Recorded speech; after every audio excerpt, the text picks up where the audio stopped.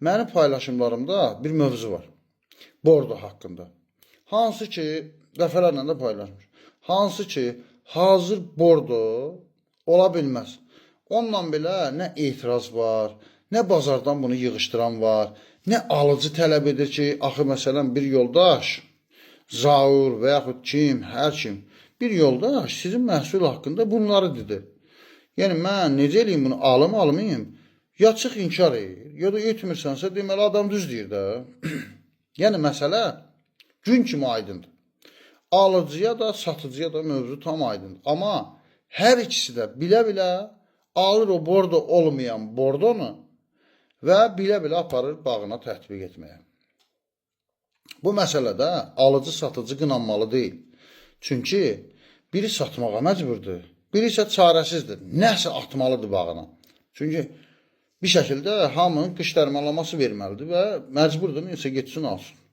Bu məsələdə qarşıma heç bir arqument qoymadan, bordo olmayan bordonun tətbiqini dəstəkləyən bütün aqronomçuların hamısını qınayıram və hamı da qınamalıdır.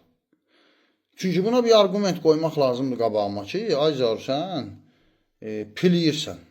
Ya bunu bir nəfər çıxıb deməlidir mənə, ya da ki, konkret olaraq bunlar aqronomcuqdur. Onlardan hər hansı biri hazır bordonu tövsiyə edirsə, onun aqronomluğundan söhbət gedə bilməz. Yəni, konkret olaraq o adam aqronom ola bilməz. Sadəcə adam bağdanda dolanmaqla getmir, məcburdur bordo satışından da gəlir əldə eləsin. Bir məsəl var. O daha əli qana batıb da, yəni geriyə yol yoxdur. Çünki o bordonun satışından onun cibinə nəsə girirsə, o dişi qana batıb mı deyirlər, əli qana batıb mı deyirlər. Yəni ondan vaz keçmək olmur. Əmin olun ki, hazır bordonun özü də bir stres faktorudur və ən ciddi stres faktorudur. Çünki qışda ağacın təmizlənməsi və rahatlanması vacib olduğu halda heç bir problemlə təmizlənmədən yenidən yaza girir. Bundan böyük stres yoxdur. Yəni konkret olaraq ən böyük stres elə bunun özüdür. Kifayət qədər stres faktorları saymaq mümkündür. Yəni mən bugün Azərbaycan reallığından tək stres faktorlarını saysam, təxminən ciddi 15-16, belə o şeydirlər, yarım ciddi, təxminən 30-dan artıq aqronomların tövsiyəsindən söhbət edirəm. Naşı bir şəkildə fermerin tədbirindən söhbət eləmirəm. Konkret olaraq özünə aqronom deyən yoldaşların tövsiyələrində 30-dan artıq stres faktoru var. Və bütün bunların hamısı da hər gün üçün bizə yeni bir problemlə qarşımıza çıxır. Və o yeni bir problemin də həlli cibimizdə müəyyən miqdar pulun getməsinə səbəb olur. Və bu pul da eyni zamanda o tövsiyəçilərlə də 10% minimum şərikdirlər. Yəni, demək istədiyim, sizin bağınızda hər hansı bir problem ortaya çıxırsa, bilin ki, onun 10%-i o problemdən ötürü sizə tövsiyə verən aqronomların belə deyək də, yəni 10%-nə şərikdirlər. 90% dükanındısa, 10%-i həmin aqronomun. Yəni, konkret olaraq bağın maksimum mövsüm ərzində 3 dərmanlamaya ehtiyacı var. Ola bilər ki, nə bilim, vəziyyət neysə də belə iqlimlə əlaqədar mı deyim, yağışla mı və yaxud nə bilim, meyvənin yüklənməsi ilə əlaqədar və s. və ilaxır, yəni əlimizdə olmayan səbəblərdən ola bilər 4 dərmanlama getsin. Daha 25, 30, 27, mən bunu şəxsən insanların dilindən eşitdiyim rəqəmləri deyirəm. Və gördüyüm eyni zamanda 27-30 dərmanlama gedir. Yəni bu konkret olaraq anormallıqdır. Yəni bunu hər bir ağıllı adam dərk edir ki, belə bir şey mümkün deyil. 27-ni həftəyə böləndə, günə böləndə, yəni mövsüm, vegetasiya dövrünə böləndə 27 təxminən 5-6 gündə bir, 4-5 gündə bir dərmanlama deməkdir. Yəni bu ola bilər, bilirsiniz necə? Ola bilər ki, məsələn, bir xəstə olar, xroniki bir xəstə olar, məsələn. Ondan ötürü, məsələn, tutaq ki, şəkər xəstəliyi. Bir insan şəkərdir, daima dərman qəbul edir. Amma da sağlam bir insan, mən şəkər olmayayım deyə, mən filan xəstəlik məndə olmasın deyə səhər axşam dərman yeyə bilməz ki.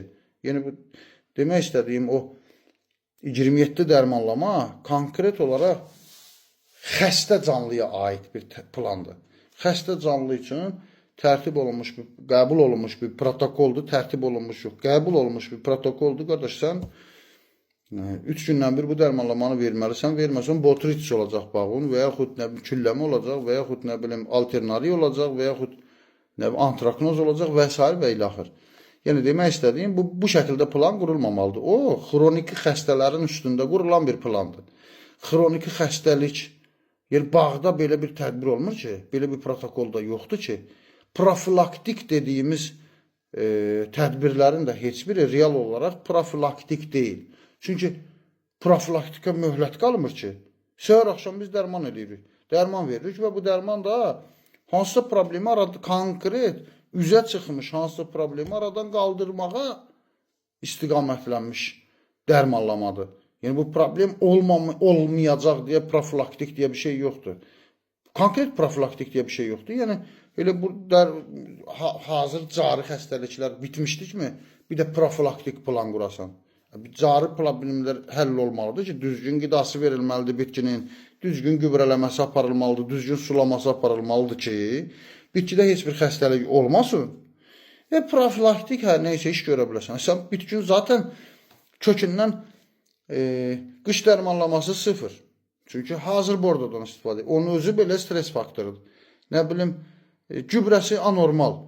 Yəni adam zorla, zillətlə qışdan çıxıb. Gətirib yazda onu qışdan çıxardacaq gübrələri vermək zaten mənasız bir işdir və bütün xəstəliklərin yaranmasının konkret səbəbləridir. Buna nə profilaktik? Yəni faktiki mən səni özüm bilə-bilə səni xəstə eləmişəm.